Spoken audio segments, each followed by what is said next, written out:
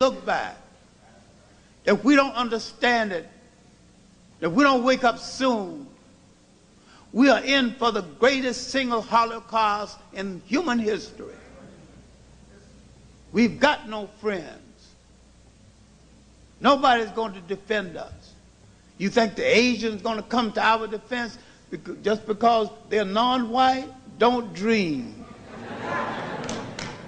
Don't put too much stock. Logically, it made sense. They've been discriminated against too. Makes real sense for there to be an alliance between Africans and Asia. They're the majority of humanity. But there's no assurance of it. There's a possibility of it on some lines, but not all the way. Now, how do you hone in and sum up something as big as this? What I'm trying to say is that the struggle for Africa to control it has been going on before the Europeans. It continued with the Europeans. It continued concurrent with the slave trade. It continued after the Romans were driven out of Africa and Europe went into what they call the Middle Ages. It continued during the beginning of the slave trade, the assault on West Africa. At the same time, great African states in inner Africa was moving to the apex of a golden age.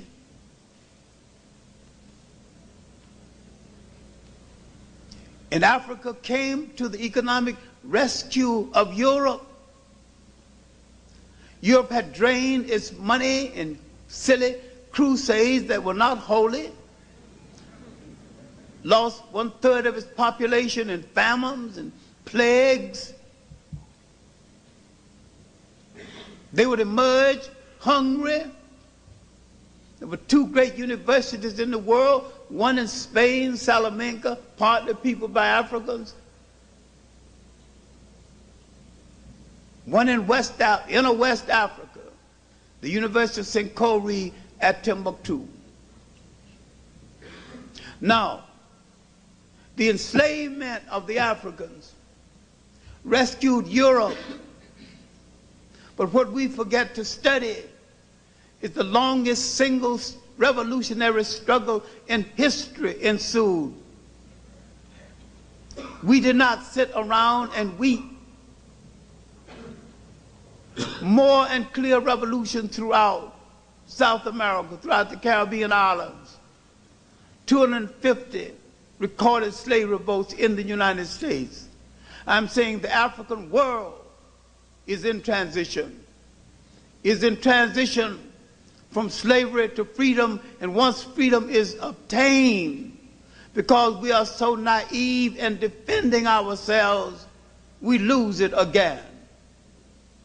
After 1954, the Supreme Court decision, the Montgomery bus boycott, the creation of the Civil Rights Movement, SNCC and CORE and other organizations, the rise of the African independence movements after 1957 and the emergence of Ghana, the coalition in the Caribbean that brought about the concept of a Caribbean federation. Our enemies saw the possibility of 1 billion African people coming together and kicking off the worldwide minority and walking into the power arena of the world and start the dealing. And once they discovered that some of us were shamming, they turned on us and systematically destroyed everything we've gained. Integration became a bag of worms that did us more harm than good. Have we really understood what Booker T. Washington was trying to say to us about self-reliance and nation structure? Have we understood what Du Bois was saying about political consolidation? Have we understood Marcus Garvey and what he was saying about back to Africa selectively? Have you understood the very concept of the restructure of the state, and not restructure states along the lines laid down by your colonial masters? We never had any nation states with tight borders. We had territorial states. We wore our states almost like we wear our clothes, loose so the wind could come through.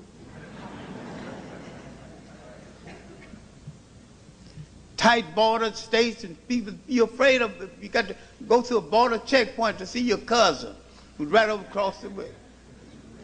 That's European nonsense.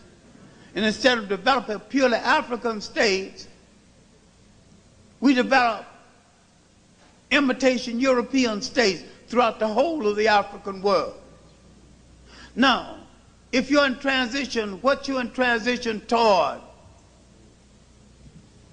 You're in transition toward the reclamation of the state. But if the state can't live inside of your mind, it can't live outside of your mind. If you cannot dream it, you cannot make it so.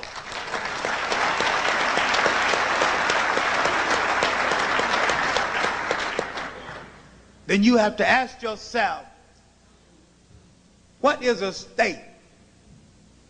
Then you have to take an inventory of every single thing that goes into the making of a state. Let's start with a safety pin to hold your child's diaper together. If you got to buy a safety pin from your former colonial master, then you're a liar when you say you built a state. You're a sham. If you're going to build a state, then everything that's needed to maintain that state should be ready. You should have trained people to handle your harbor. Your people, not foreigners. Train people to keep your people healthy. Train people to lay down your airports and do it correctly and professionally. And when you don't have all those things functioning for you in your hands, you're an imitation of a state. We have done the wrong thing with our children. Let them have that choice about what to study. You study what we need.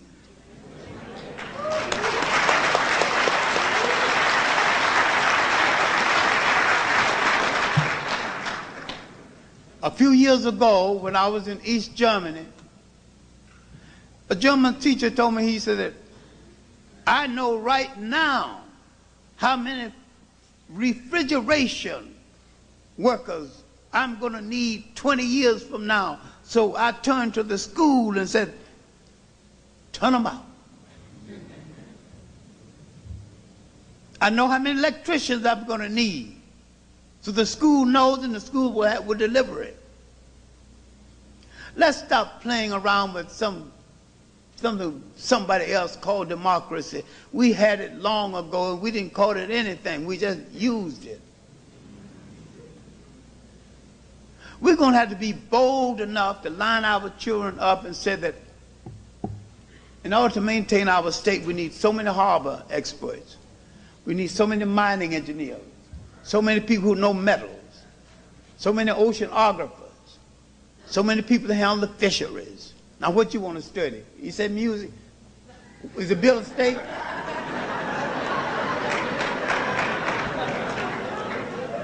Will it build a state?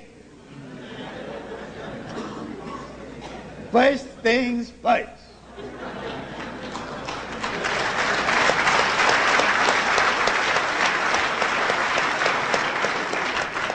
You know people have to be healthy. You know people have to be educated. You know people have to be fed. So you train people to do these basic things. And once these things are taken care of, and you've got extra, I don't mean 10 harbor managers, you got 10, you got 20 in training. You've got all the people in place needed to hold the state together without you turning outside asking a foreigner to do it. Now,